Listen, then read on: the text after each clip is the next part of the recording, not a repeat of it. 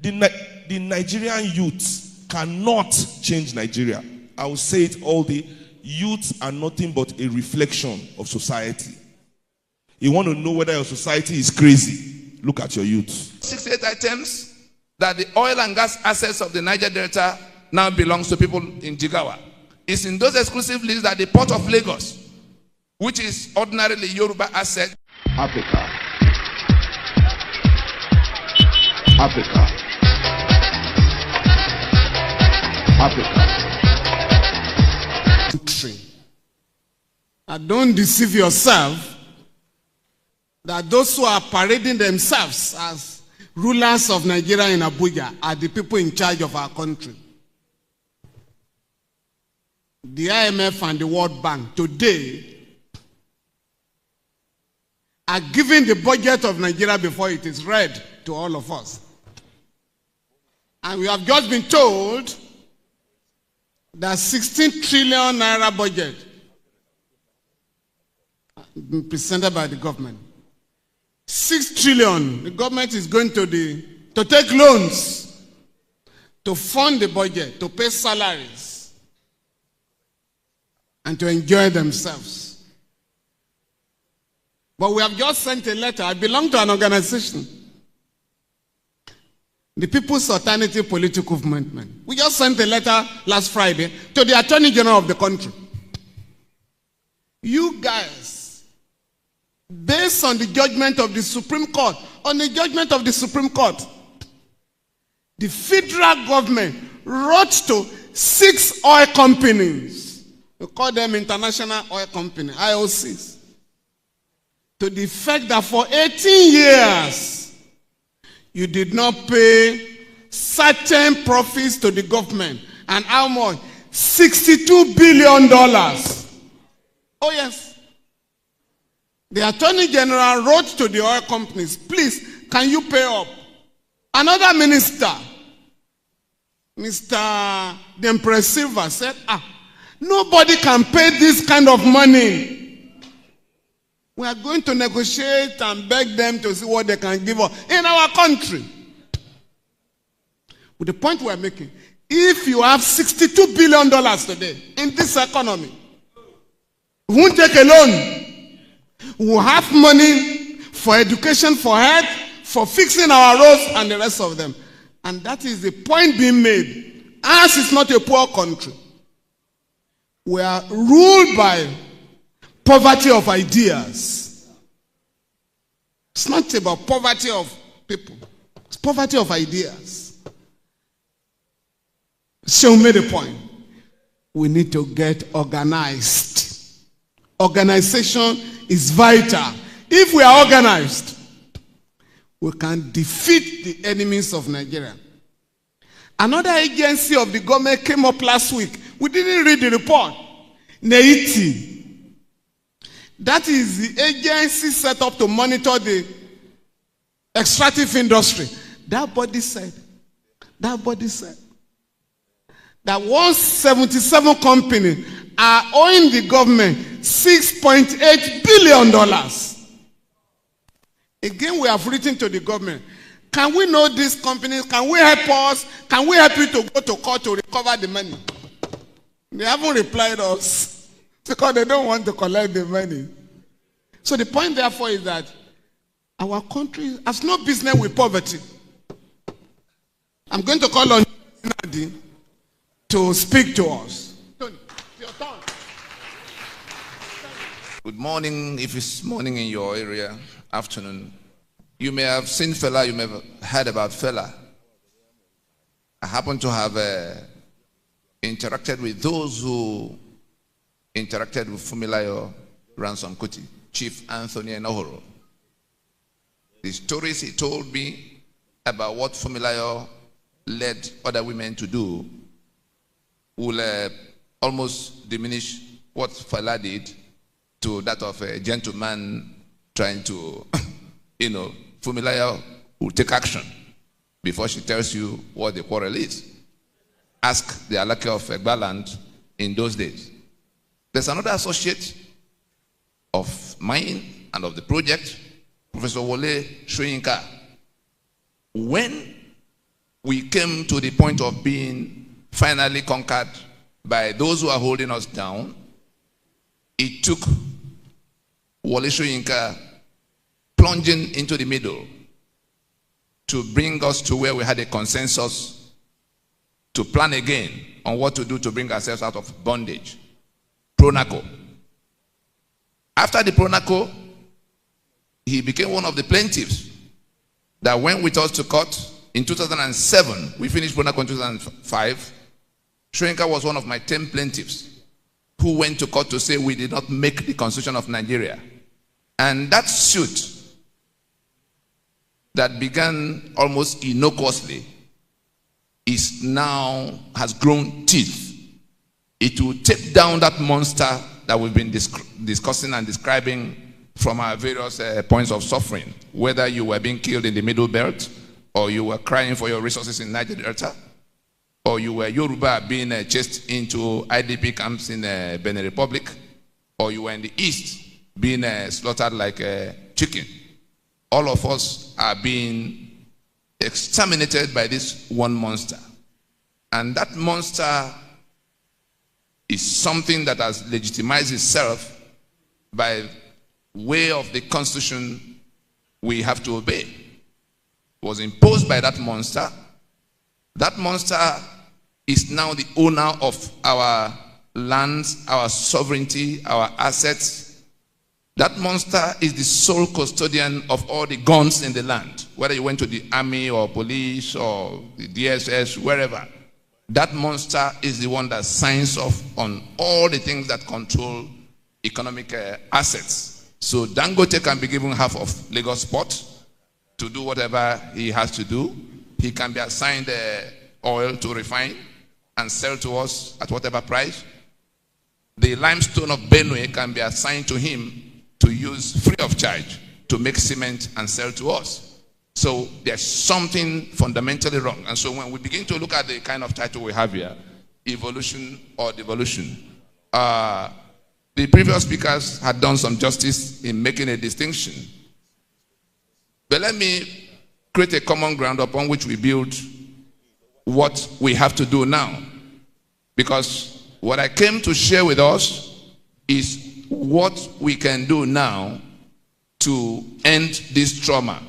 If we listen and do it, I tell you, by the close of this quarter, by the time people are heading out for Christmas, that enemy will be on his knees, because we went out in the last 22 years to work out how to dismantle this instrument, the Constitution, by which that monster has legitimized itself in our spaces in the name of a Nigeria that died in 1967. And so, whether you talk about evolution or devolution, let us rule out devolution. Because devolution means you are taken from where it is to give to the, constituent units. That is reverse logic. In a federation is a union of constitutions. In a federation, it is the constituent units that donate the powers that go to the center.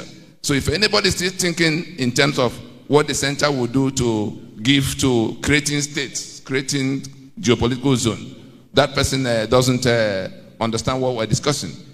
Then for evolution, yes, the revolution we talk about, which is really the solution to the problem, is only taken from the perspective of evolution. Revolution is only about the degree of change and the speed of that change. So, if instead of taking 1,000 years, you decide to take 1 year, it is a revolution that you could move away from something that took so long to build. You could reduce it to 1 week. You could reduce it to 1 hour, where you now go straight to the palace, behead a few people, and take charge, and become the sovereign. And so, what we have to do is of a revolutionary nature, but there's a process that will manage all of what could go wrong, which was why we drew up a plan that took so long. Technical, please bring the battle script of 1960 so that we can see where this monster is coming from. If we understand where it's coming from and what is done to bring us to this enslavement, that go to everything. We can't generate electricity for ourselves. Not that we don't have the capacity. Somebody who doesn't want electricity for us wrote it down that we cannot generate electricity. It's called exclusive list. No, the one in red. Good. That is what we are dealing with. That is what has become the constitution that we have to obey. That the people who were handed over this territory by their joint venture partner Britain in 1960 were telling their left that the territory, which includes Yoruba land, Ijo land, Igbo land, Tiv land, Berom land, must be an estate of their great-grandfather Uthman Danfodio. On no account should there be a change of power. That they will use the minorities of the north, that's the middle belt as we have it today, as willing tools. The Gowons of this world, the Danjumas of this world, the Husainis of this world, Jeremiah.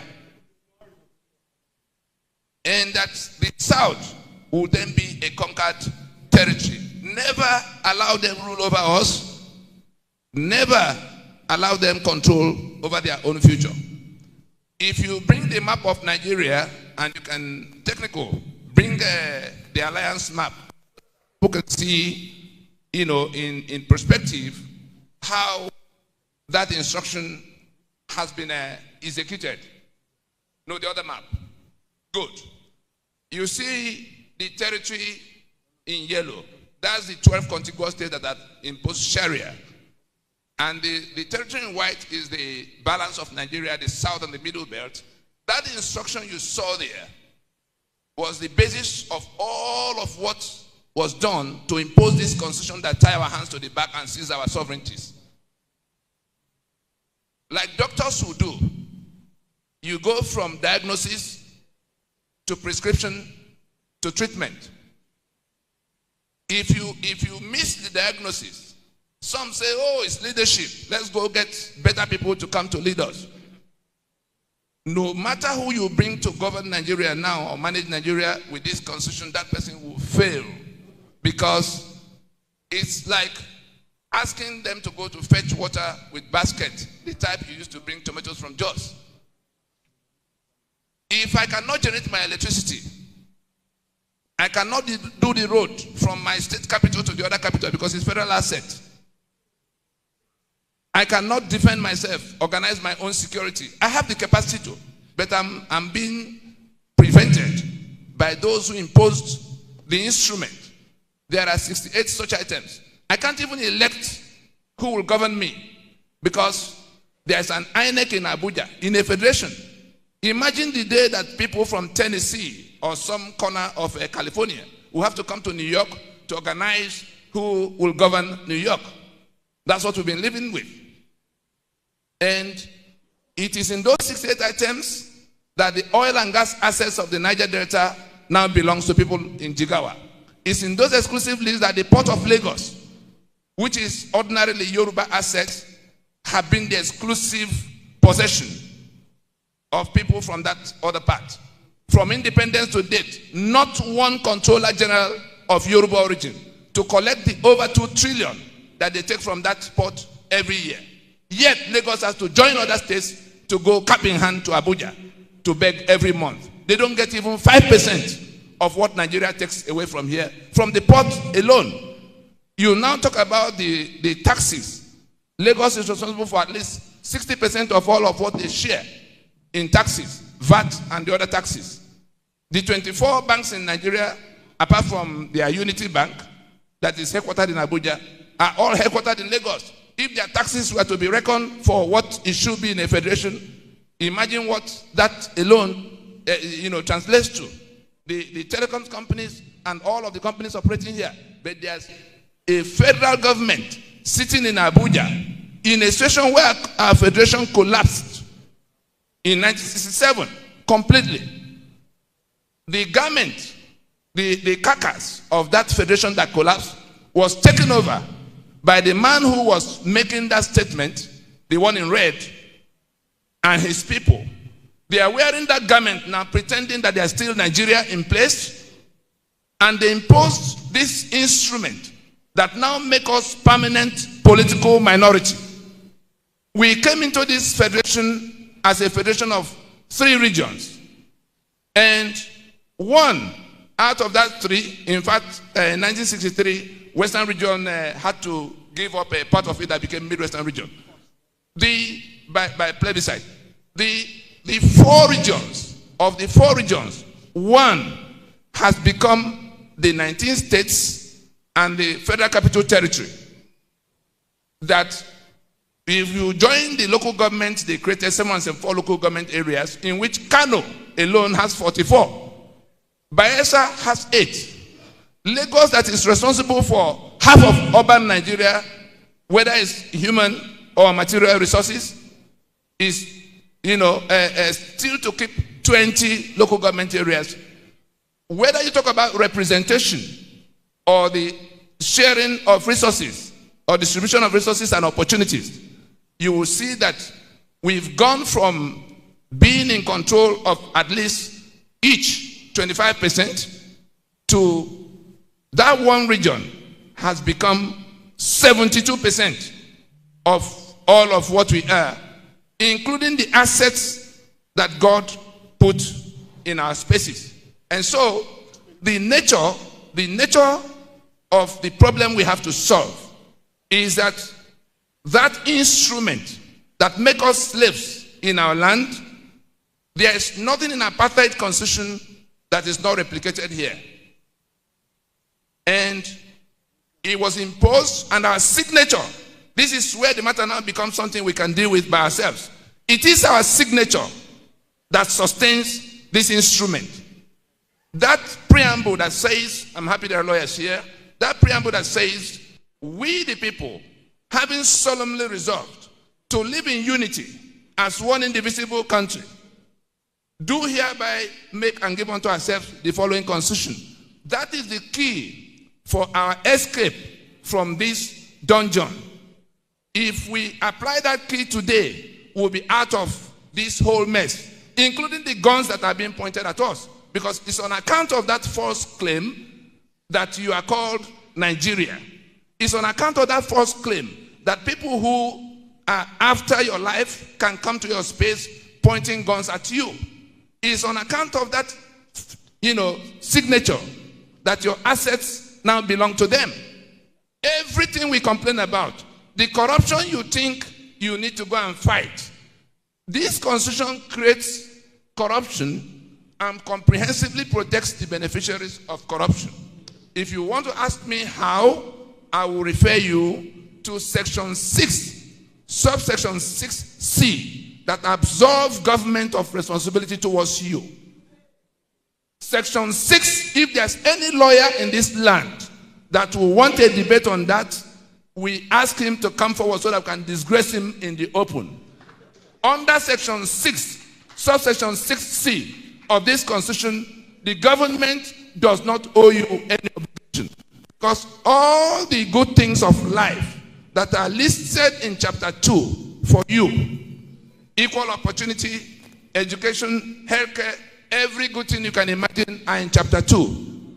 But section 6, subsection 6C, renders it non-justiciable, leaving it at the discretion of people in government to do whatever they choose to do for you. Then they come to the appropriation provisions. They give them the spare key to the treasury. Section 81 of the constitution says that the president must go to get permission to spend money, like other countries. But section 82 says that while the legislature is debating that appropriation bill, he is at liberty to run government spending money subject to certain dubious limits. As it is the president in section 81, 82, so it is for the governors in sections 121, 122. Do you know what that means? The heads of the executive branch in Nigeria have the spare key to the treasury and can take the contents of the treasury to the last bit without any form of inhibition. Nothing stops them. Then they come to section 308 that gives them absolute immunity. You can't question them for whatever they do. Between the three, they don't owe you obligation. They can take all the money and you can't question them. By the next election, their chief of staff is replacing them. The man who will go to prison, if you were to prove the previous tenure, that is who becomes the next person. And so they've managed to carry us, as if we can't think. And that was why some of us who had seen some of these things now decided to pull back from it and draw up a plan. It was a 20-year plan that was deployed the same year the Constitution came. Because it wasn't in 1999 they created the 36 states. Everything came from 1979. And that 79 came from what Murtala Muhammad commissioned before, they took him out in 76. And so, where we are now, to come to this the diagnosis. The British came and did what they did, handed over to them in 1960, and they've managed to maintain it by brigandage, toppling what we agreed in Lancaster House to impose what we now have. If we take down this, we will be free. Whether you want to be Odua Republic, or you want the kind of federation that Awolowo had, or you want Biafra, or you want resource control, our common task at this time is to take down this instrument. We are like in a cage under this instrument. And we are put in that cage by the people who gave the instruction that we should be put in that cage. How do we take down the instrument? Practical. Until science becomes technology, you are just theorizing. I come today to tell us that generation that enacted NSAS, this talk goes to you. If you listen now and do what needs to be done, anybody who is inviting you to come to election under this constitution is inviting you to sign off to be killed, because it's this constitution that has empowered those who can come to your space and kill you without consequence. It's this constitution that has empowered the politician that is stealing money you can't stop. It's this constitution that empowered people who can sit in Abuja and go 1, 2, 3, 4 down the list of those who scored at elections to bring a Hope Uzodinma to be governor in Imo. Imo is bleeding today. Igbo land is a festival of blood because we're in Nigeria. Yoruba has not come under that level of pressure. But if you go to the Middle Belt to see what the people who are supposed to be our compatriots in the same project are doing, they have opened our borders for their like to come from across the border to join them. They are in joint venture with ISIS. ISIS wants an operational base away from the Middle East.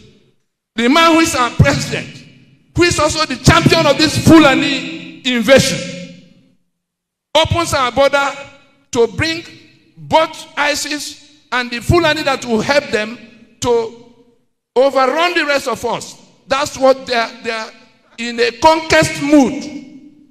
They are putting elections, PDP, APC, who will go first, to do what? To preside over this rape. And we are listening to them and looking at them and wanting to go with them. They are the ones who will do the PVC, plastic. But while they give you plastic, they are distributing AK-47 across your local communities. They are the ones who will carry the ballot box around. They are the ones who, the niece of our president is the one controlling INEC, and we're going to election. It will be signing our death warrant to go for one more election under this 1999 constitution. What we are inviting you to do, and I speak to you now with the mandate of NINAS. Some of our competitors from the Middle Belt couldn't get here. They are all involved in this message. We're informing you that the owners of Nigeria, and you saw them on the streets of New York 3 weeks ago, are saying to the whole world that our union has collapsed. We have defeated the constitution by which we are held down. Those who impose a constitution are now on an attempt to conquer us afresh by extermination in order to reestablish their ownership and control. What we need to do, it is election they used to validate the life of the Constitution once every 4 years. All the problems are flowing from the Constitution. We all understand that. How do we now stop that cycle? If we go to another election in 2023 with them, instead of shutting down the journey, we are telling the political parties, and we can all insist, whether it's party A or party B or C that wins, the winner will swear to defend and uphold this abomination for another season. Meanwhile, every day we postpone this remedy. The ones who are approaching us with AK-47 will continue to come in the name of Nigeria. If we raise that issue in this last quarter of 2021, that we are not going to another election under this constitution, I tell you, by December, by the time people are heading for Christmas, that enemy will be on his knees begging for accommodation. If we don't, I can tell you, we are doomed. Tony. We are going to invite three people, 2 minutes, reacting to the suggestions, contributions of our eminent speaker. And after that, we'll give each of them, 2 minutes to round up. I want to thank you all on the panel for a very nice, educative discussion. My primary focus is on Seun. Seun, I want to ask you, it's not by chance that you've been blessed with the knowledge that you know.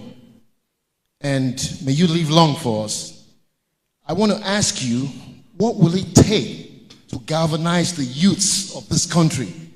And how can we change their mindset from being money first and greedy to not allow the politicians to influence them with, we'll give you this if you vote for me, we'll give you that.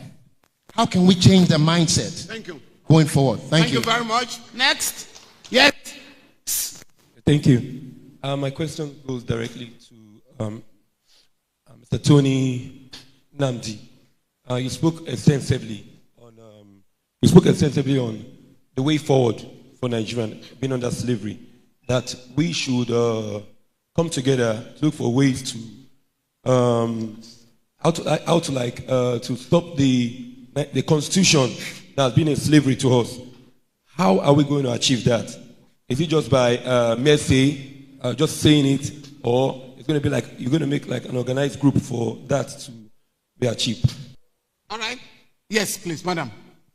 Good afternoon, everyone. Good afternoon. My name is Tokwe Mark Odige. Sometimes it's tiring to talk about Nigeria. It is.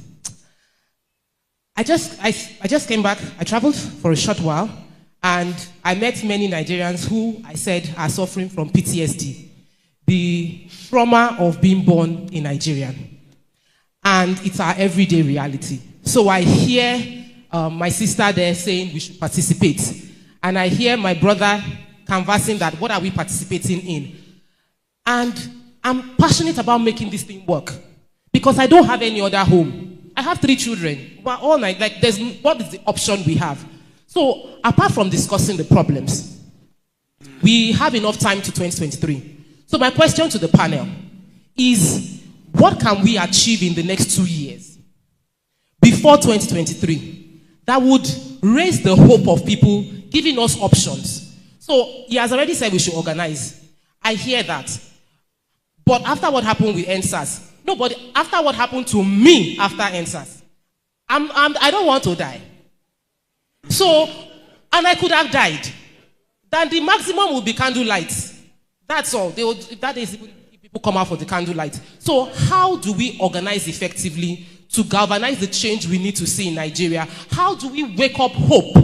Because that's one of the biggest things that I notice. People have lost hope here.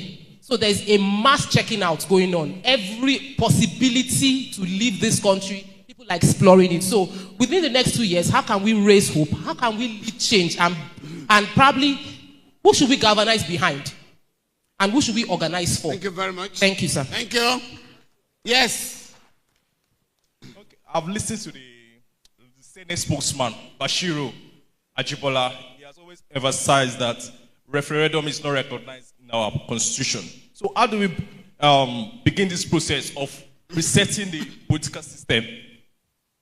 at the moment here. Because as it is from the numerous valid position of Mr. Tony, I don't think the court can declare a 1999 constitution illegal. So how do we go about this? Are we going to pass a referendum to launch, to ensure that citizens can decide whether, okay, are you okay with this present status quo, or do you need a new system that will launch Nigeria on a path of prosperity? Thank you very much. Organization. Organize. Good afternoon, all. Good afternoon. Maybe not really a question, but an observation. Because few people are saying we should organize. We should get together. And somebody asked Seun now, that what are the youths doing to get organized together, and what can he do? And I was telling my colleague here, a comedian as well, I said, the kind of messages, information we get from the media is not helping the Nigerian youth to even forge ahead. Here is a Made that is 25. If you have had the opportunity to listen to his album, it was touching every part of the society, every part of the ills in the society. Correcting leaders, correcting we the citizen with music. So my question is, how many songs that the youth are listening today is even helping them to think of reorganizing or to participate? None. Absolutely, out of 100, maybe 4 or 5. So, if the media can help us to stop feeding on those negativity and tilt towards positivity, maybe, just maybe, something might change. Thank you. Don't deceive yourself. The media, the newspapers, television stations are not neutral. They are set up by certain people to achieve the objective you are talking about, to deceive the Nigerian people. So we also have to fight them. Thank you. Yes? Good day, sir. My name is Bidi Nana. I'm actually referring to Mr. Tony. You said you were talking to the youths who actually did the NSAS. The truth is this, if we should tell ourselves the truth, an average Nigerian youth has given up hope. They are afraid.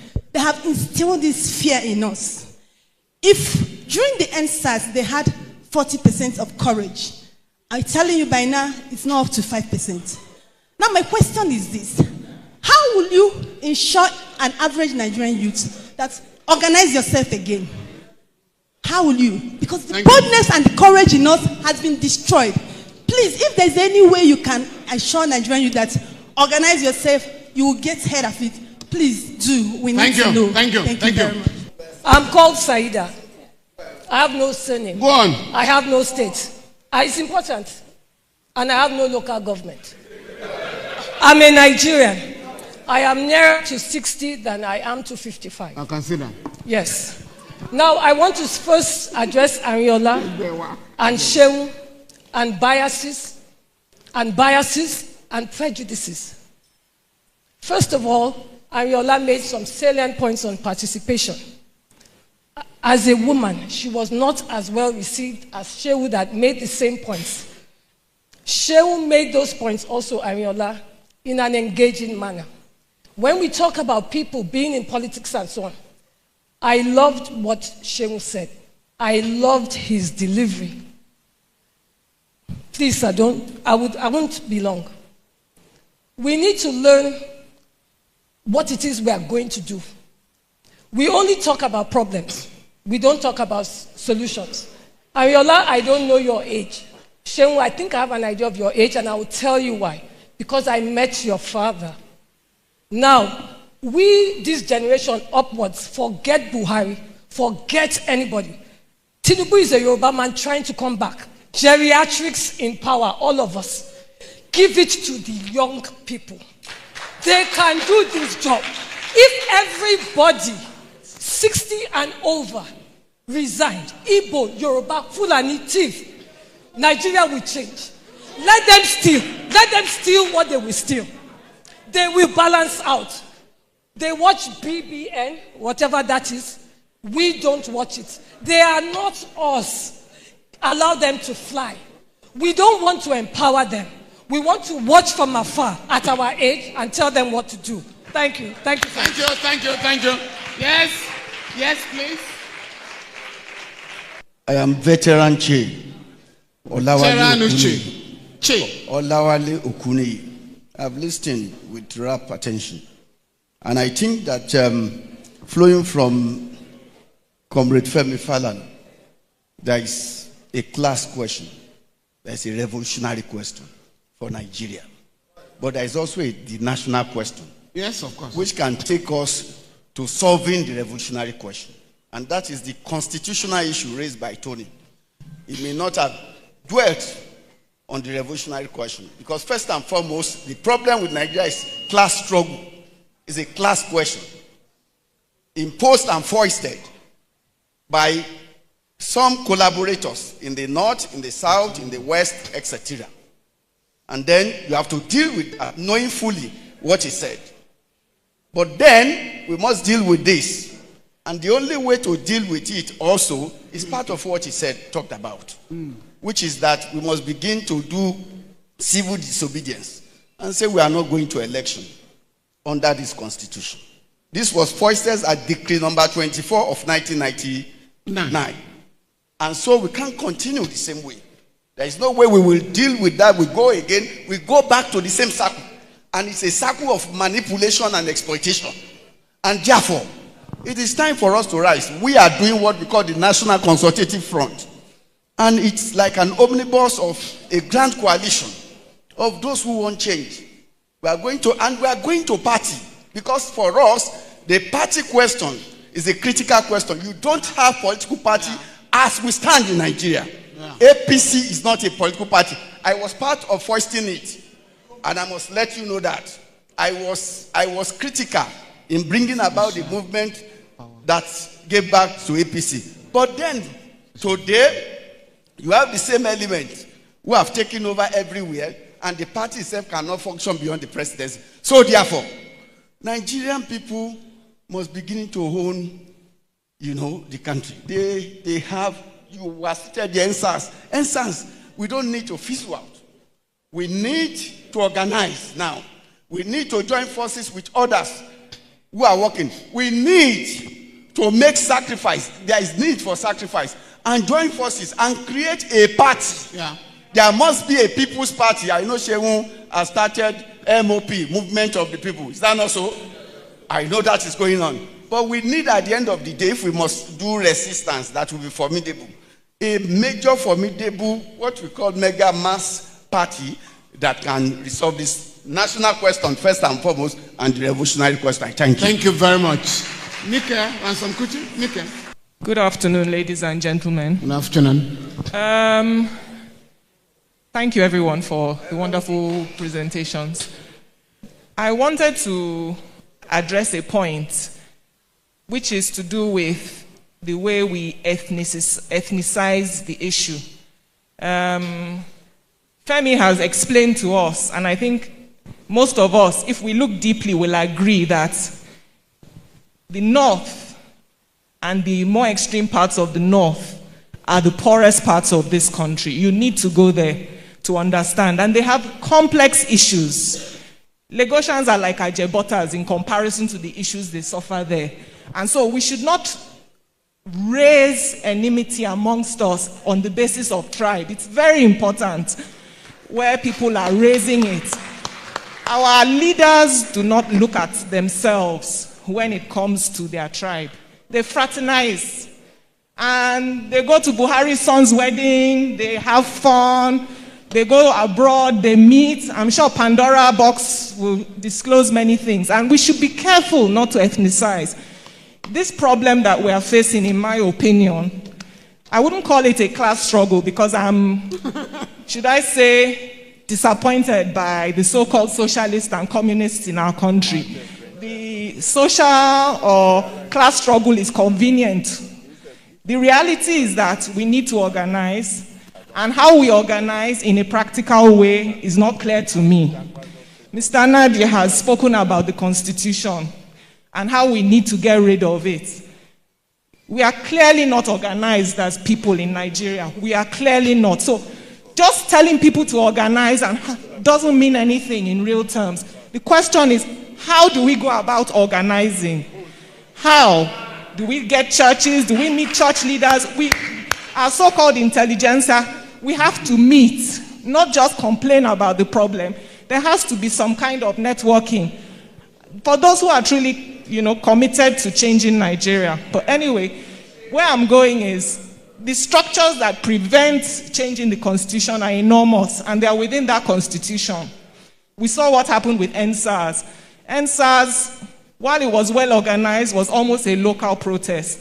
How do we get a national uprising? It doesn't have to be millions, but it has to be critical so that the people in power know that we are serious.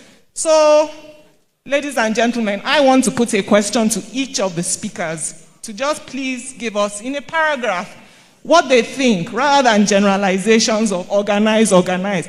As a first step, what do you say to a youth? What do you do to take this organization forward? How do you go about it? Thank you. Ariella has explained that we participate, but again, how? Thank you. Thank you. There is something that is going on presently, which is we all listen to music in this country. Music is very, very vital to us. And the reason why we are even gathered here today is because of Baba. Baba is the reason why I'm here, even after a few years later. So what I would say is that whatever message we want to pass to our people, we can use this music as a weapon. Because right now, the whole world is paying attention to our music. And if we, as we are here right now, gather as one, as a team, and make it possible, I believe that the music can speak to us. Thank you very much. Thank you. Yes, my name is Seun Kuti. Fela advocated for a united Africa. So let us not fall into that trap of, creating enmity and ethnicizing what is bad and what is good. There are only two tribes in Nigeria, the tribes of the looters and the looted. Any other one in between is just story. Thank you very much. My question is this: do we forget that majority of Nigerians are illiterate? That whatever we're discussing here, they do not know about it? Are we going to the grassroots? Are we actually educating them? I don't think so.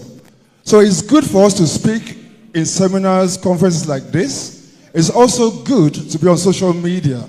But those on the streets do not know what you're saying. So how do we get to them for them to also understand that they also have a part to play in the issues of Nigeria?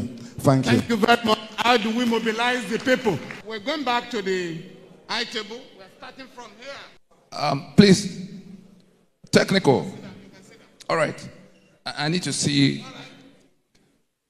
We came with answers based on 22 years of continuous engagement with the subject matter. So we can choose to work with our ignorance or to work with knowledge. You have a tap that is on, flooding the place with corruption and impunity and killings. And you have a choice to turn off that tap and end all of those things. Then you choose to mop corruption, education, healthcare, election. In 300 years, if you are still alive, because the one who turned up the tap knows where he's going with it. And so, technical, please, take us quickly to Domino 1 and 2. I want us to leave this place with answer we can give to third party. And before he comes up with it, there is a website that has these things that we need to do. Millions of people are already on it. You may not know because it's not noisy on the streets. You saw people in New York the other day. Beyond the people you saw on the streets, discussions are going on inside that building because they have been worried since 2019 that Nigeria will suddenly come to where it will snap and 200 million people will be looking for refuge. Those who are planning to go to election and win power and then solve the problem tomorrow are not telling us what they're going to do with the Fulani herdsmen that are approaching them. And if you think that the global terror index that identified Fulani herdsmen as the fourth most deadly terror organization in the world, if you think they are foolish in calling them Fulani, now tell me, why are killings going on in Zamfara? Muslims are being killed. It is because it is a Fulani agenda wearing a religious garment. If you don't find answer for that question, they will keep taking you from PDP to APC or to mega party.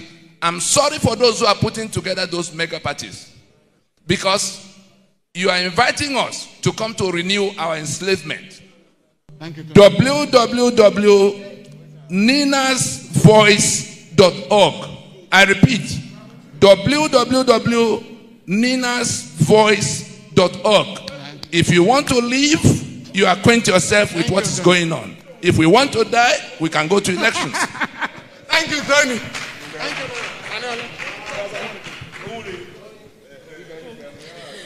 Okay. Okay, thank you, everyone. I don't know whether it's because I'm a politician that you think I'm talking about 2023 election when I say participate.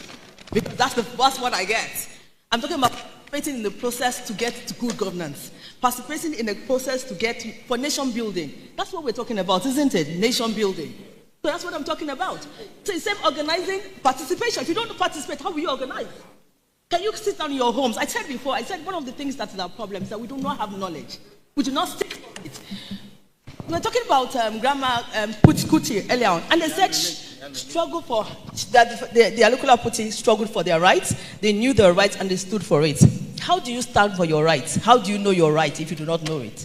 How do you do those things? So when I'm talking about participation, I'm not talking about 2023 election. 2023 election is far from my mind. It is obvious that with the constitution we have, it will be business as usual if we get the next set of people. We know that. It is obvious that if we do not do certain things, but how do we do those things? How do we do those things? We always sit down and talk about it all the time. So this is the question you're asking, and this is what I said at the beginning. I said I didn't have slides, I didn't have all those things, because it's important that you know that you have a part to play. You have a part to play. There is power in numbers. There is power in numbers. Your voice can make a difference. Thank you.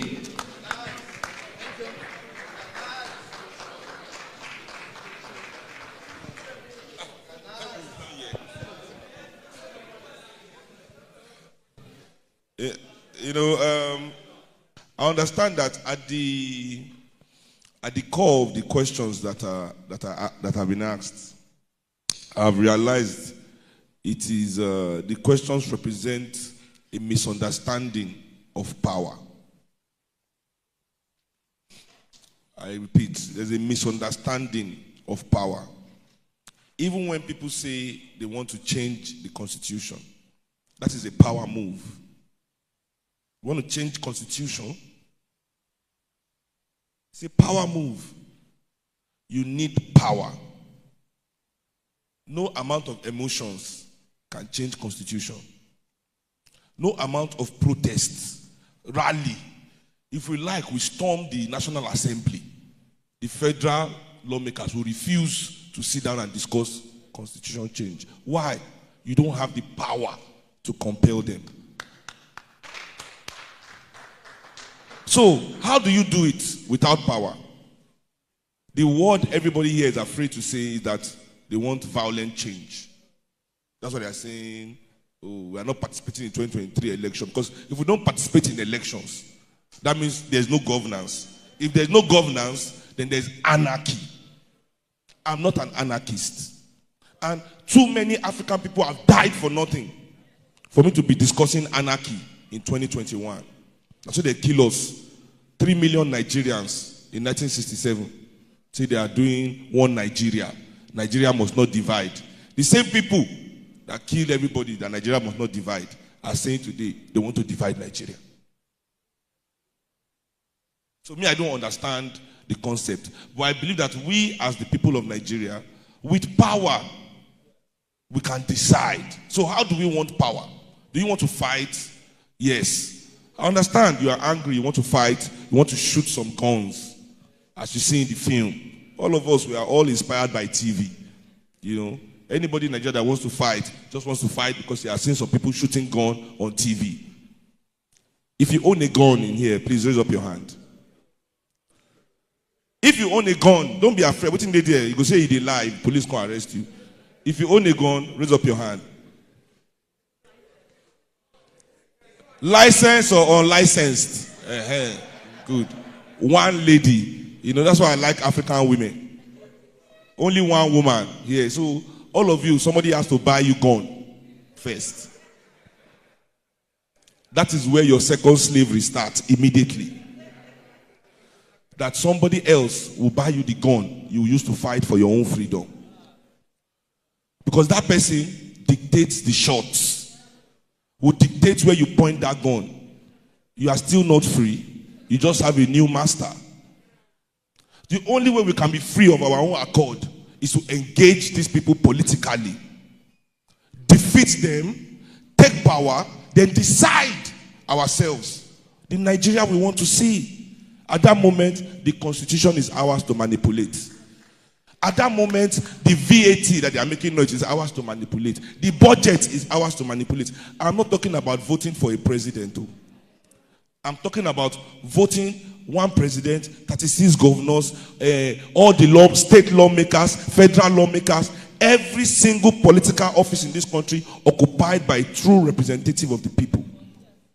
Or at least a majority of it. You know? That is the first step. So our first step here is power. Let's discuss.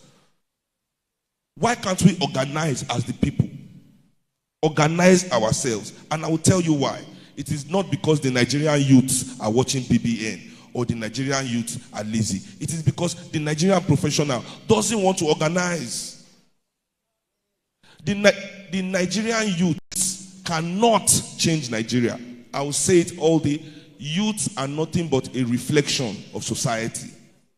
You want to know whether your society is crazy, look at your youths.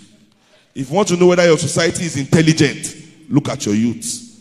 Youths are only a reflection of society. Youths have no power. They have no money, no jobs. How do they begin to bring influence on society? It is the professionals that must organize the platform to bring them in with the ideas and channel their energy correctly. There is no nation, I've never seen a nation that was built by young people. Show me the nation that is thriving in the world today that was built by a couple of 20-year-olds or 30-year-olds. Say, hey, let's build a nation. No. Nations are built by the experience of the old and the energy of the young. Would respond to Seun Kuti, over.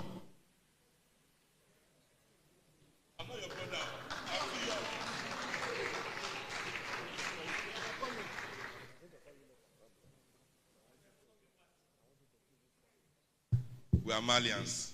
Yeah, I'm very happy to be on this podium finally. I've been requesting for about 7 years to be included in the panelists every year for some reason, you know. But this year I decided to fit Agbasi. So you see that some panelists are not here. I don't think they too understand why they are not here. You know, I know why. I made it so. And I was looking at my phone waiting. And they called me, Shehu, please, can you feel it? I say, yes.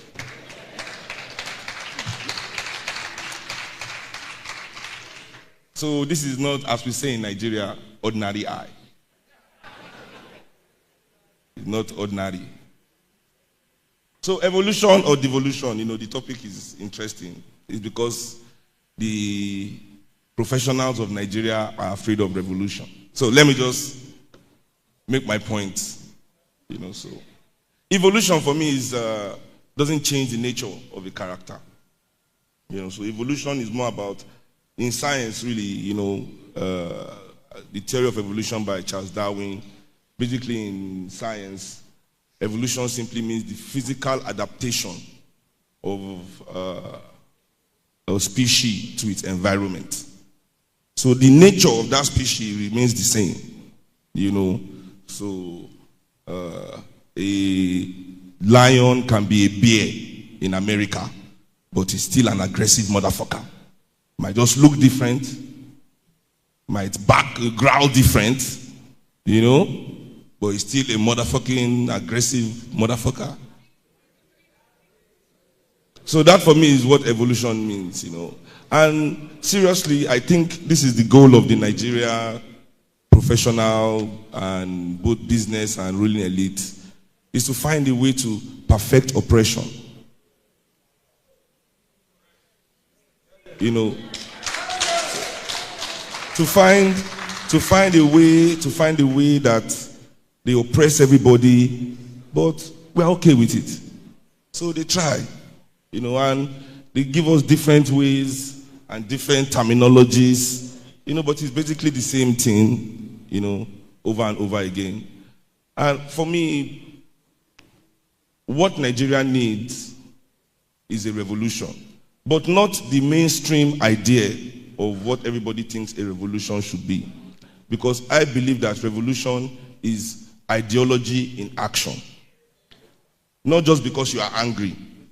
Somebody was telling me, a friend of mine, they voted out a politician in their area. Good thing. I said, why? He said, because when they came, they begged him for money, he did not give them. I said, so if he had given you the money, you'll have voted for him again. He said, yes now. So now there has been change in that neighborhood, but there has not been a revolution. Meaning that the character, the nature of that neighborhood will remain the same. That certain people will still exploit certain people in that neighborhood. And this for me is the answer, is the question that Nigeria must answer. Even if we devolve power. And I don't want people to act as if Nigeria has not been regional before. We are historical. This restructuring noise irritates me because we have been regional before. And under the regional government of Nigeria, you've not seen that kind of corruption before. You think these people are corrupt in this federal system? Go and read the history of corruption in the regional system of Nigeria. These people will turn themselves to demagogues in their region. I mean, if you are Yoruba and you are Operation Wet here, I don't know why. It's just here. It happened right here. Even when people praise Awolowo that he built school. Awolowo built school for you because he had the ambition of being prime minister.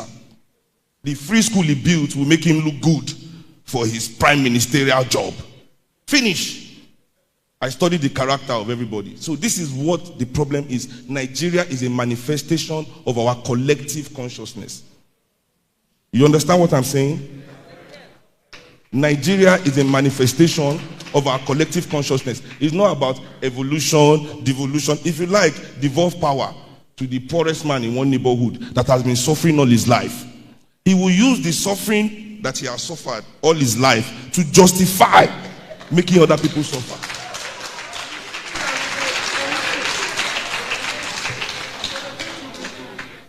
And that for me is the fundamental basis that African people must learn, that your pain is not justification to cause somebody else pain.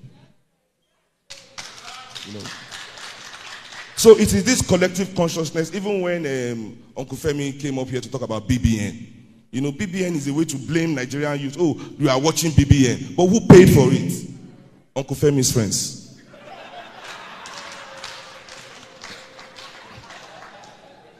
Who pays, who sponsors, on what platform is BBN? Is it the youth that own the platform? If BBN is not there, will they watch it? Don't blame us now. You don't give us library, you give us BBN. and you are complaining. We will leave it and carry gun. No? We will leave BBN. When we leave BBN now and carry gun, say your mind will come down. We are using the one you give us. Like the one way you give us, nightclub everywhere, hotel everywhere, you will still be complaining that we are fucking too much, we are dancing too much. Why are you building the hotel everywhere and the club everywhere? Is that what you expect? I mean, should we let your businesses crumble?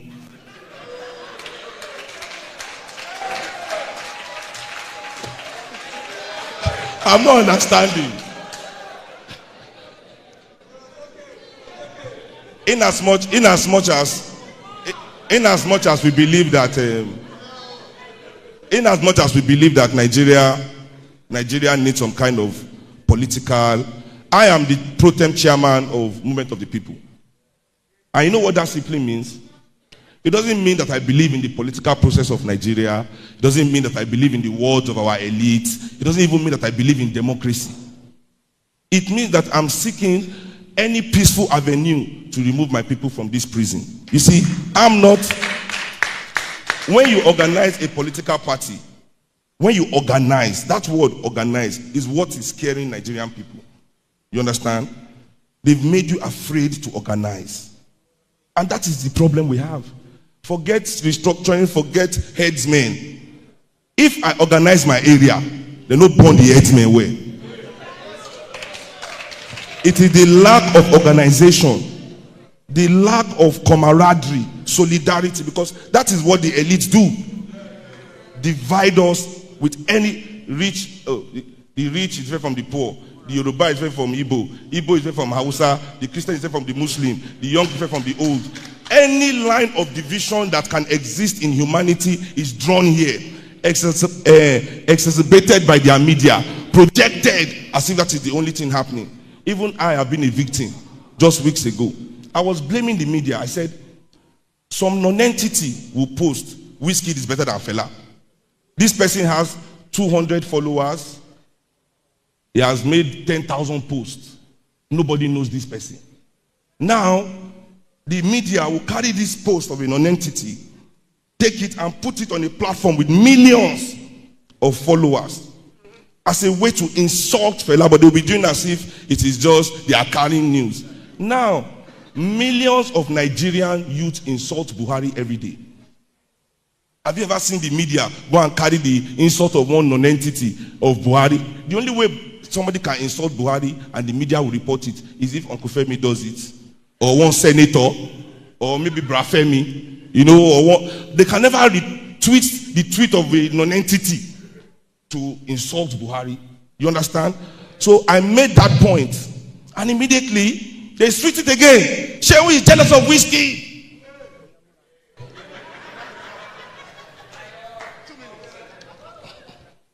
So you see, that's the Nigerian professional for you.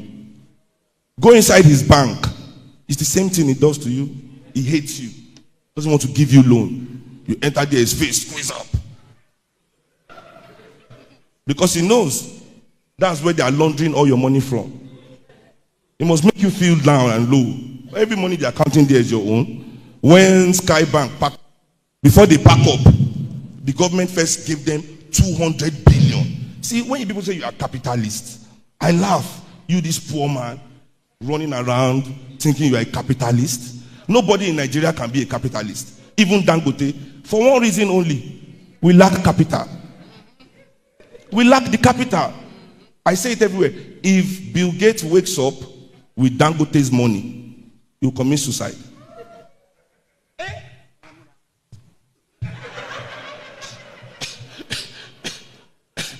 Microsoft is $1.7 trillion. How much is the whole of Nigeria? The last time we did it under Iwela, she said it was 505 billion. And now they say that same economy don't shrink by 70%. So if you remove 70 from that 505, that's the number where all of both Dangote or $10, that's our number. Microsoft alone, 1.7 trillion. That means, you know, Bill Gates can buy our country. He has bought it already. So don't even worry. Don't worry about that. Bill Gates is also a president of Nigeria. We have plenty presidents. Don't think Buhari is your only president. All of you who sit down here, you are blaming Buhari. He's not your only president. Nigeria has plenty presidents. In fact, Femi is the president of Shrine. Wait, he provides security, light, water, infrastructure. Still give people like me welfare package. Anyway, to round up, what I believe is that whether Nigeria evolves, whether there's an evolution of this power or system or a devolution of power, until we go to the core of that which has been spread within us, because Nigeria, as my big brother there, the gigantic Dele Farotimi said, Nigeria was stitched together. You understand? And he didn't want to really use the right words, but it was a deal between oppressors and slave traders. And these slave traders are those people that believe that European things, mirror, gunpowder, gin, textile, umbrella, were more valuable than human beings. And 500 years later, their descendants are still in control. I'm telling you for a fact. All of them, from Tinubu to Mederibe to El Rufai to Buhari, go and check their lineage, go and see. Even in Uruguay, they did a research like 12, 15 years ago in Uruguay and found out that 84% of the country's wealth is still owned by the 54 conquistador families that conquered those people 500 years ago. So, you understand, the white Spaniards that came, 54 families, 500 years, they are Uruguayans now, they are no longer Spanish. But them and their agents, they still control over 80% of that nation's economy. Nigeria has never done that kind of research. I wonder what we will find. How many of these families truly, because it is not about who has money, it's who you are working for. The person will get the money, who in the work for, you link it and you find, let's see how many families truly are in control of our country. And you find at the core of it that it's still these descendants of these slave traders who still believe that the European things are worth more than African lives. But today, instead of mirror, it's Gucci shades. Instead of gunpowder, it's Rolls Royce. And all these things that they all like to use to tell you that they are greater than you. Because that's all. If you look at the core of it, the only reason why any Nigerian elite is better than anybody is because they can buy some shit. They don't build nothing, they don't expand nothing, they don't innovate nothing. Dangote can charge us the best cement in the most expensive cement in the world. Doesn't mean his cement is the best in the world. Meaning he's not competing with the world. He's just holding us back from becoming homeowners. Do you understand? So this, apart from the music that Fela is so known of, we also do something called the art competition. That is another form of inspiring others as well. So we have 3 winners at this present point in time. Let me go straight to the names. The artists are here at this present point in time. So we unveil number 3, the person who came third, Amuta Isitoruka. So third place is Amuta Isotonuka. Well done. Second runner-up is Amoleokun Emmanuel. Let's view that art. Amioleme. Stand up. Thank you. And first prize goes to none other than Eweche Emmanuel. Where's Mr. Eweche Emmanuel? First prize to Eweche Emmanuel. Please give a round of applause to them for expressing themselves. We had over 85 entrants from all over the world, and it's always a pleasure to promote art in every aspect. I also give this opportunity to thank all our judges, Mrs. Shilon, Ms. Mufu, Mifade, and Sarah Bulus, and also for Pod Alakija moderating for us. Till next year, everybody say yeah, yeah. Africa. Africa. Africa. Sit fella. And the police authority said, no, ma, we are under instructions not to allow anybody to visit him. And Madam Kuti told the police officers, a suspect is entitled to be visited by his lawyers and members of the family. And therefore, I'm going to visit my son. And Madam Kuti will insist on her right. And she was not going to leave Alagmo unless she could be convinced that the law allowed what the police wanted to do. And of course, contacts were made, and of course, she was allowed to visit. Fela was brought out of the cell and allowed to speak to his mother. And Mama, on that occasion, gave him strict instructions on what to do.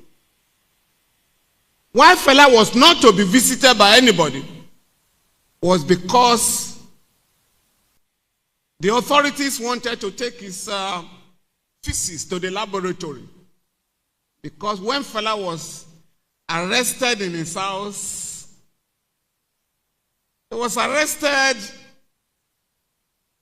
and the police claimed that they found a wrap of marijuana in his house. And as Fela was being pushed to the car, he said, where is he? You've come again. You found nothing incriminating in my house, yet you are taking me away.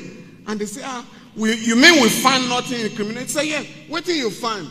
And the police officer brought out the material, and Fela grabbed it and swallowed it.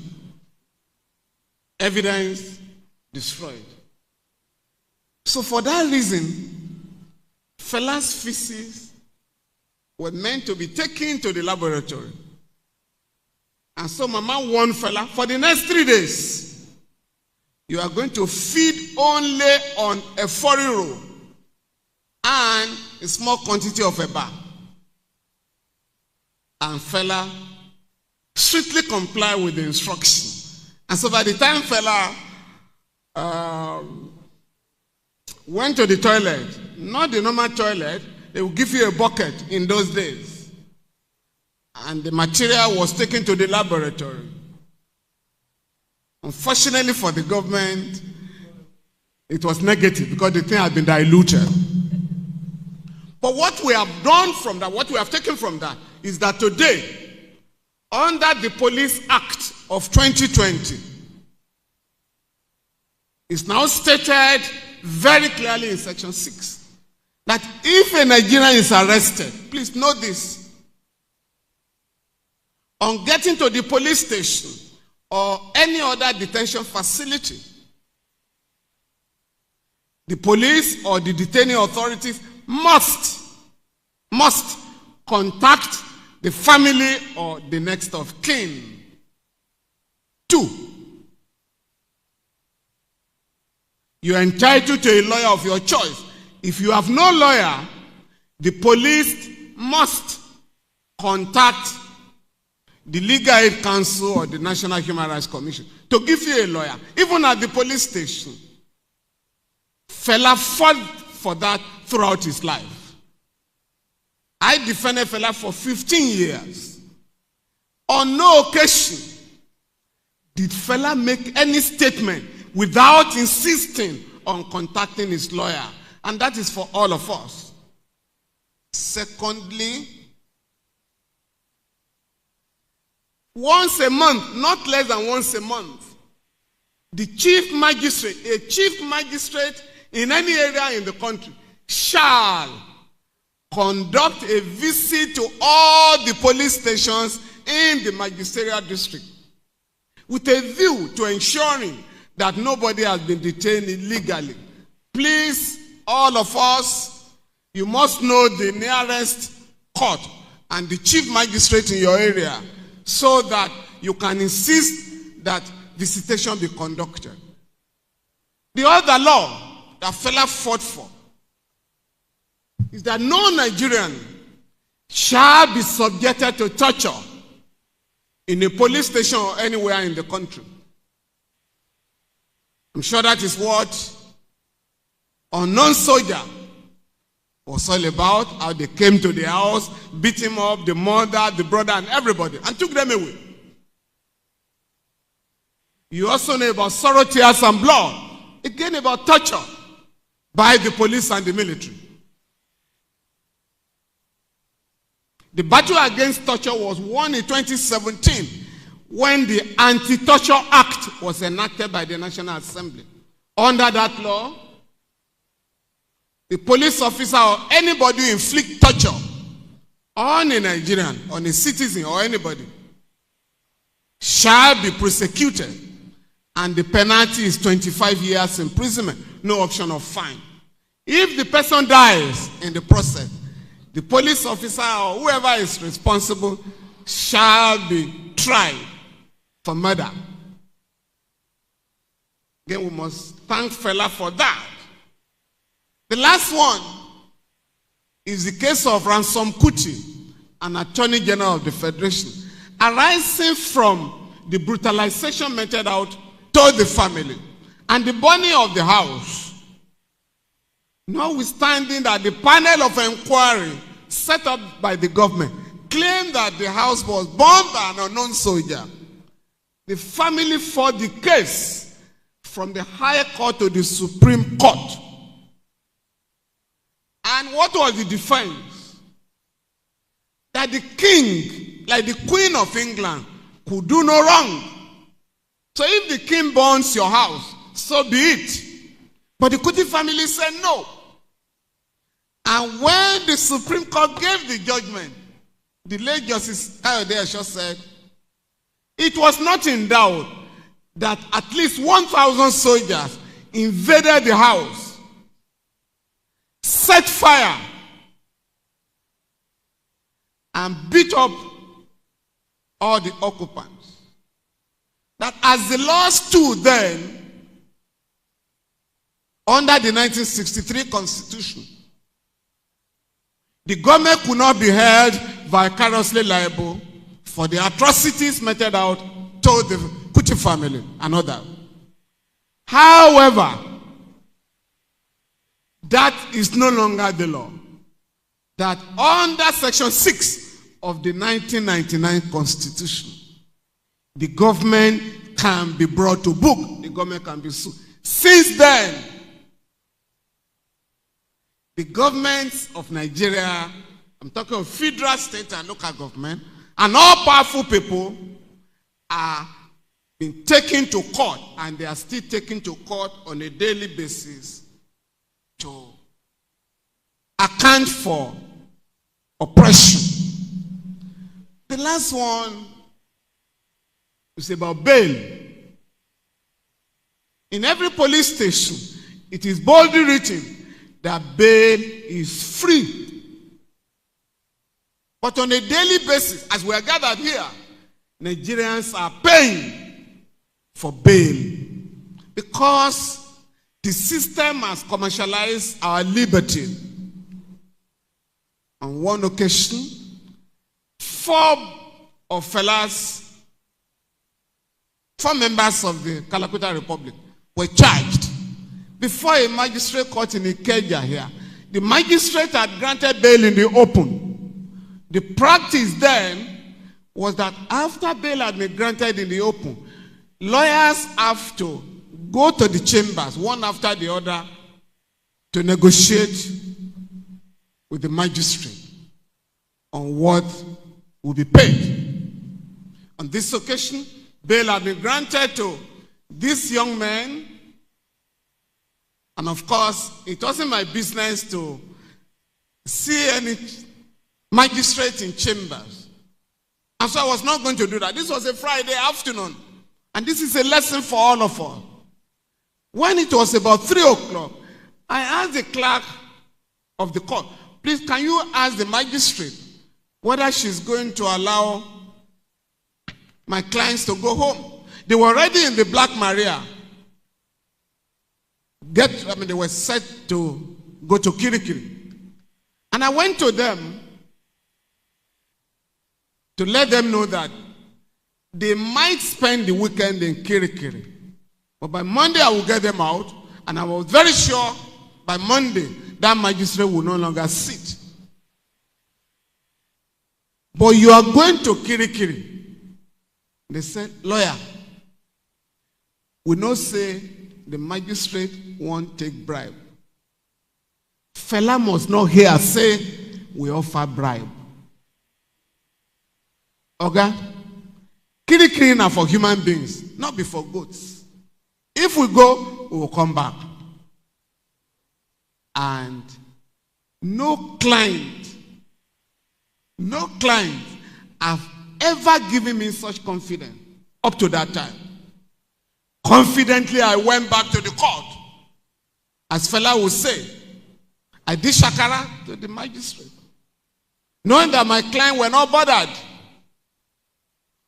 But somebody ran to the head of the magistracy to say, problem had arisen. Fela's boys, that's the language, Fela boys have been taken to Kirikiri because they didn't pay bribe. And the head of the chief magistrate had to rush to the court. And went to the chamber. And you could hear, don't you know you are caught in trouble? Answer these people so that they can go and you go on with your business.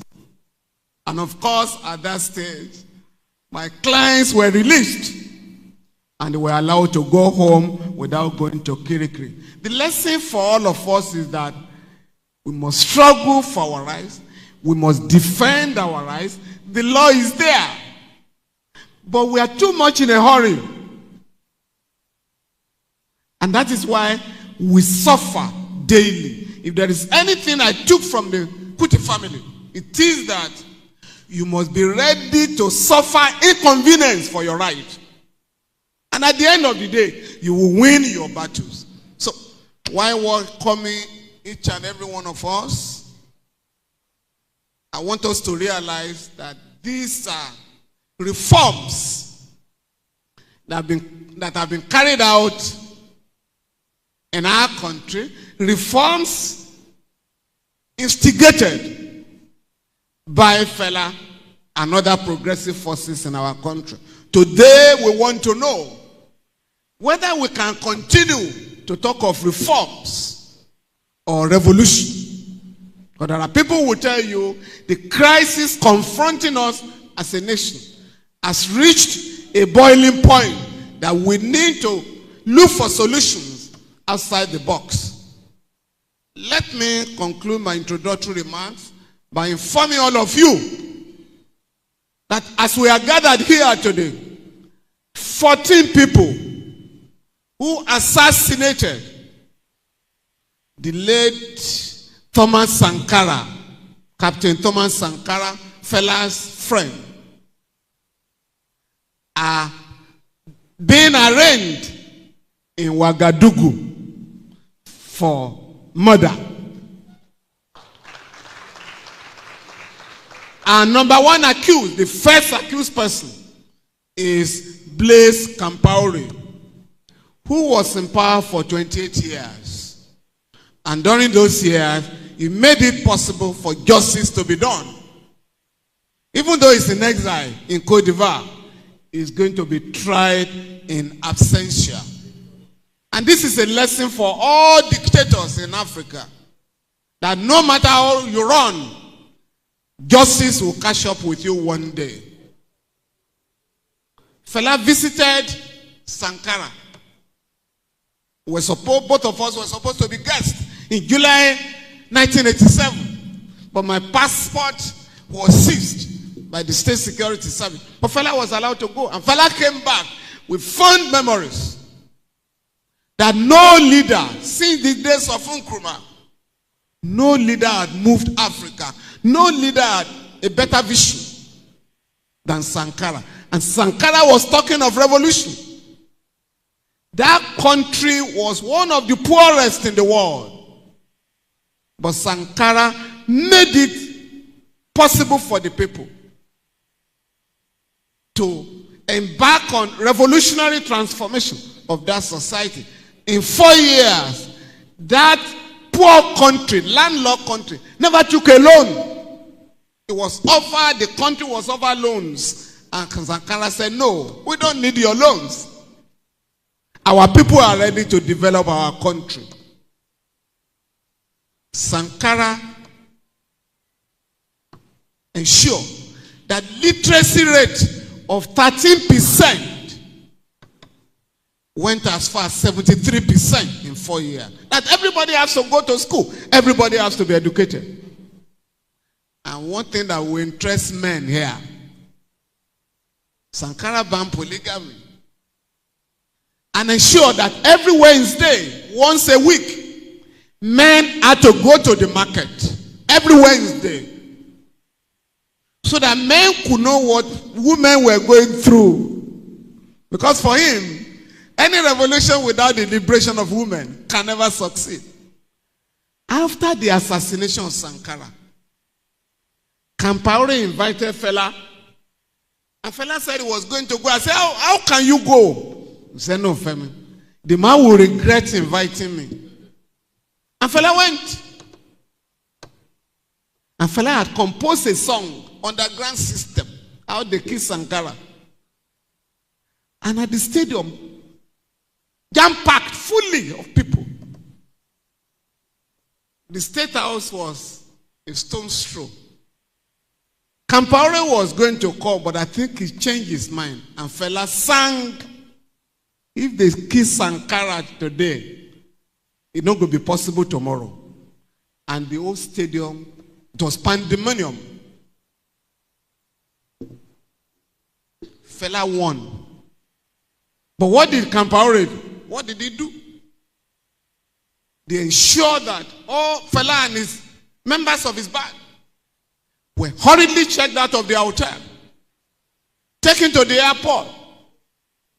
The airport, the plane took them from Lagos. The plane was to bring them back to Lagos. You were there. The plane dropped them off in Cotonou and went back. And of course, they found their way back. And Fela, as soon as he came back, went to the studio to release that record. I recommend that record for all of us. The point I'm making therefore is that this celebration is so important on a yearly basis that we are reminded of the struggle that Fela waged to make this country a better place for all of us. And we want to thank the organizers of this program, particularly Yeni, for keeping up the struggle.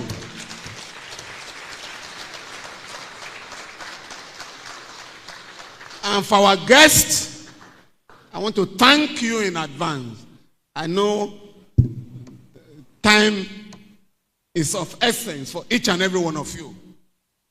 And I want to assure the audience that at the end of the day, you will have no cause to regret coming here today. Thank you very much.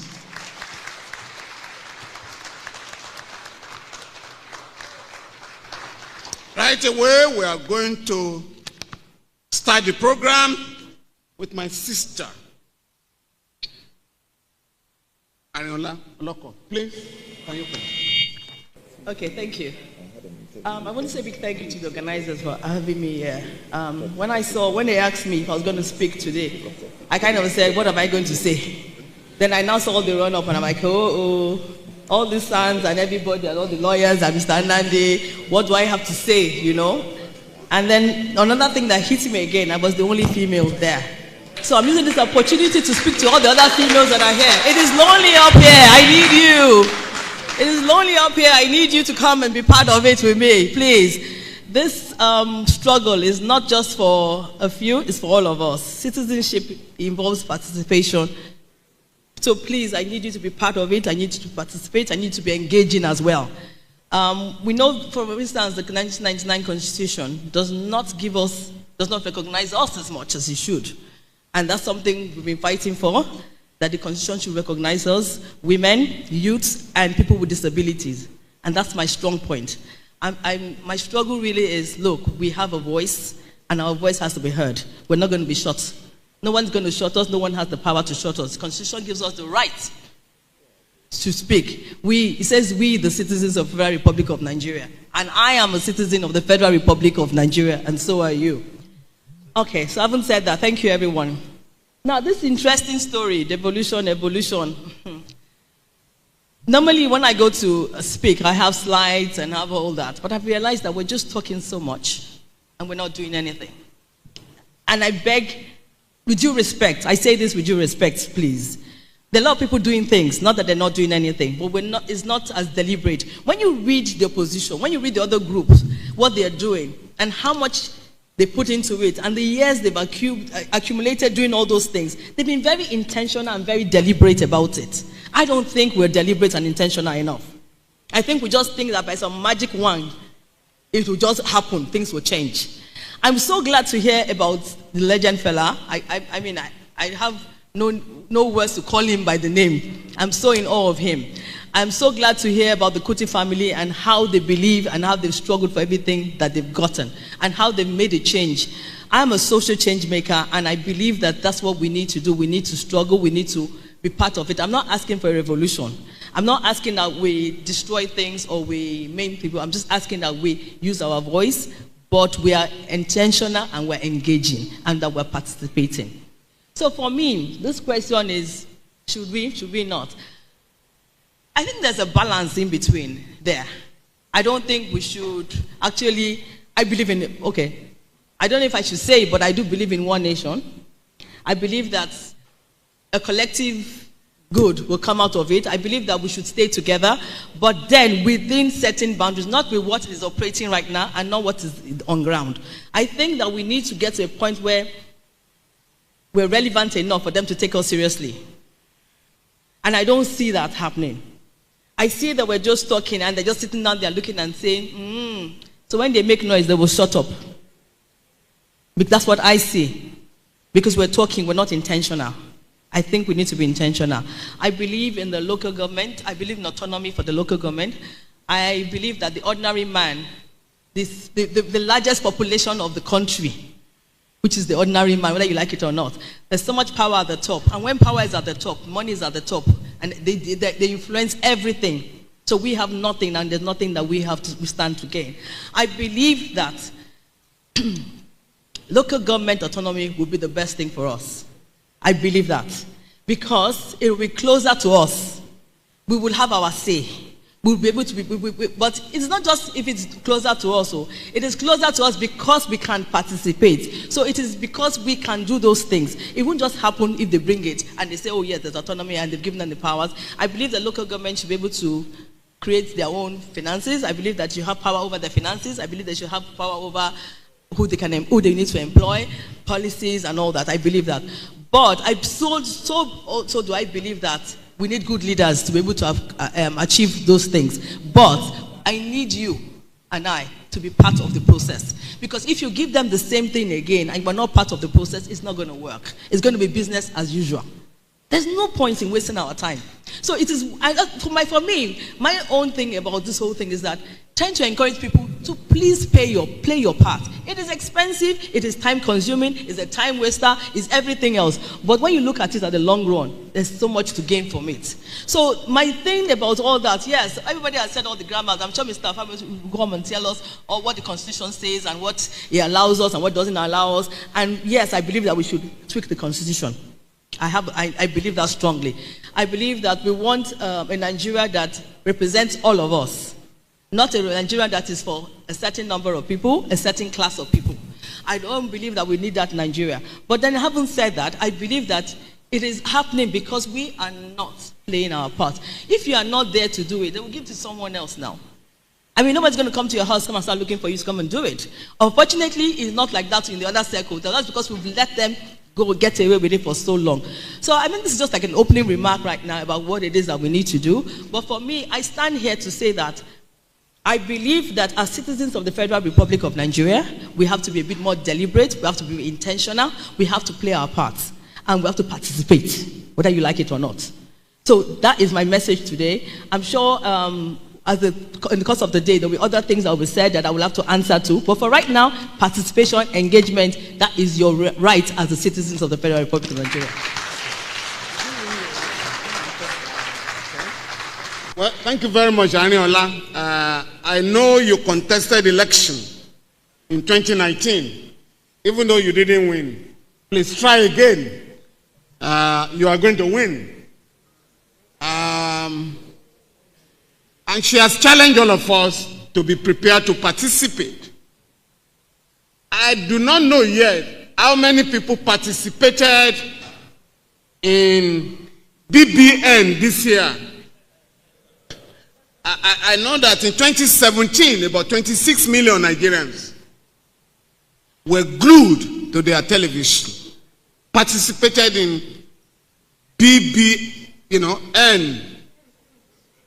No, it's not a laughing matter. The point I'm making, if we have the same number of young people taking part in the affairs of our country, the situation will be different.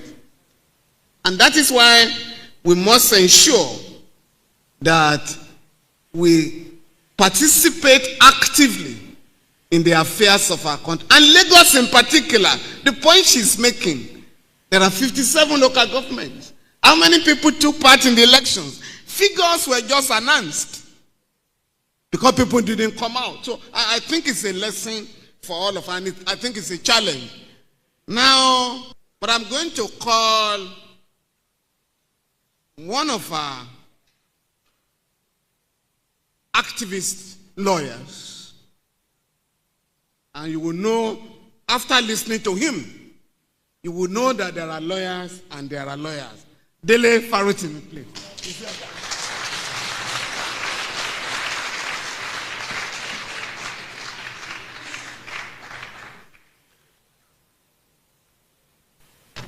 I look up there and I see evolution or devolution. And then I have listened to Baba FF's long sermons on Nigeria and Baba Fela. And then my sister Ari came up and talked about participation. And Baba FF came and rounded it up. We should all participate. And I asked the question, participate in what exactly? Because that is a question that must percolate through our minds. You can invite me to a party, but it's up to me to decide what kind of party I'm attending. So now, we're talking the national question, evolution or devolution. So let me break it down for us. Number one, when you talk evolution, you're talking about the natural process of emergence of any organism, and that might be a state. And when you're talking devolution, you're speaking to the decentralization of power, delegation of power to lower authorities. These two are incongruous when you're talking about Nigeria. They don't add up. Nigeria is not an evolutionary phenomenon. It is the product of an amorous relationship between the British and their several mistresses in the place called Nigeria. So we're all lumped together. My brother Tony would even argue that that charter has expired. I tend to agree with him. So when you begin to speak in terms of evolution, evolution in relation to Nigeria is a fraudulent term. There is no such word. When you now speak to devolution, Nigeria is a paradox when you use that word, because there are several levels of lies you begin to unearth the minute you begin to speak in terms of devolution in Nigeria. You don't talk about devolution of power in a federal state. If Nigeria were to be a federal state, we would not be talking devolution of powers. Because in the first place, the lines of powers were clear from the beginning.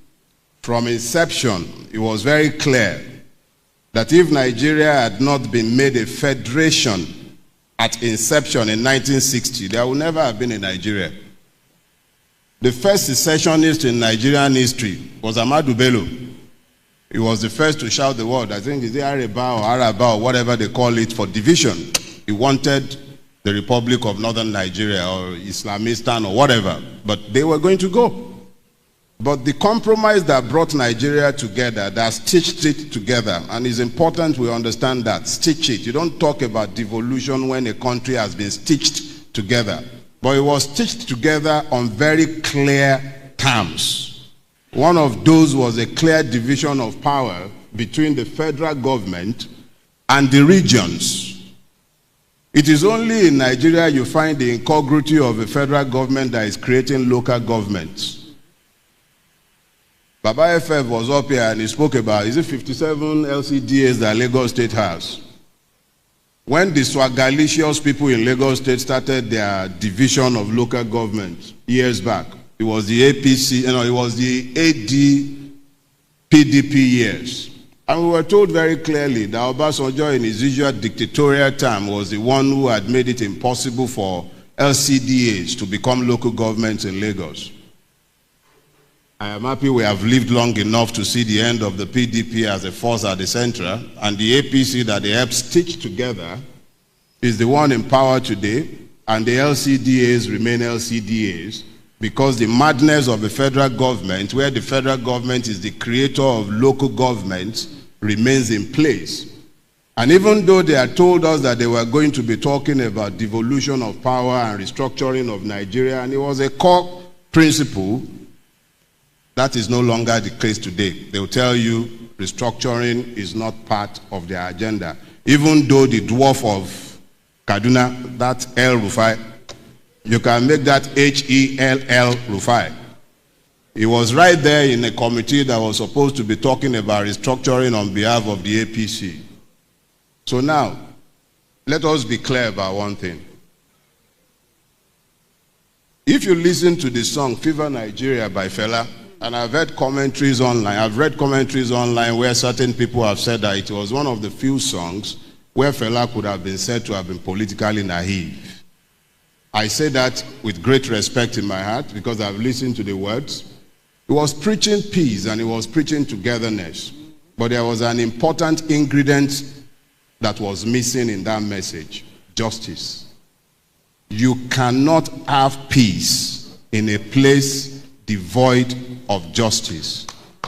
Thank you. General F. Young, I believe it was when he was handing over the instrument of surrender, he said something to Obasanjo who received the instruments. He said, treat these people well, or their children will rise to fight against you. The tragedy of Nigeria today is that we've all become Biafrans. There are no Nigerians because Nigeria is not a place where you have citizens. We are all Biafrans because the Biafran question was a question of citizenship. So when I see the question, evolution or devolution, all I can tell you is this: we have to be intentional. And one of the intentions that must be clear to each one of us is that we are not going to vote our ways out of the mess we are in. So those who have been intentional about getting ready for 2023, let them also be intentional about understanding that some of us will consider it our life's duty to ensure that we campaign for a boycott of that election in the absence of a restructure. Thank you.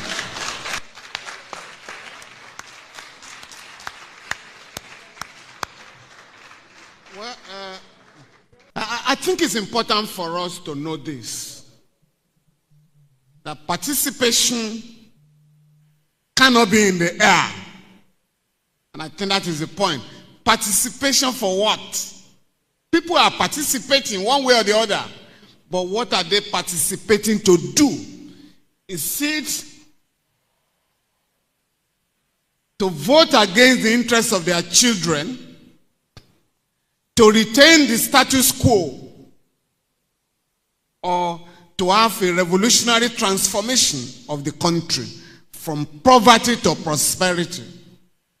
Frankly speaking, I didn't know that it was evolution or devolution. I actually thought it was evolution or revolution. Now that I've been told that it's about devolution of power, power for whom? And Dele, I can tell you this. not less than 15 cases have been decided between 1999 and now. This Wike case is not the first one. Many of the states will have collapsed by now, but for those cases. Before, if you wanted to rebuild your house, physical planning, you had to go to Abuja or the federal secretariat to get approved plan for your house. The Lagos state government went to court. In fact, the judgment was 4-3, 4 against 3 justices of the Supreme Court. The waters in Lagos, inland waters in Lagos,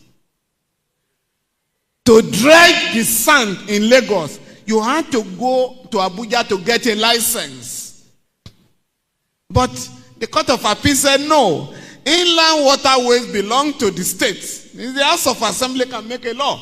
It is only when you are talking of intra-waterways that the federal government can come in. Of course, you know about the seizure of the fund of local government in Lagos. Conduct of local government elections. The federal government wanted to do everything. But today, what has happened with those powers have been cornered. All the powers taken from Abuja have been cornered by state governors. And that is why we must ask the question, like Dele asked us, participation for what?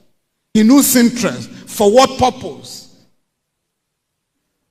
I'm going to call my brother who has done some work in this area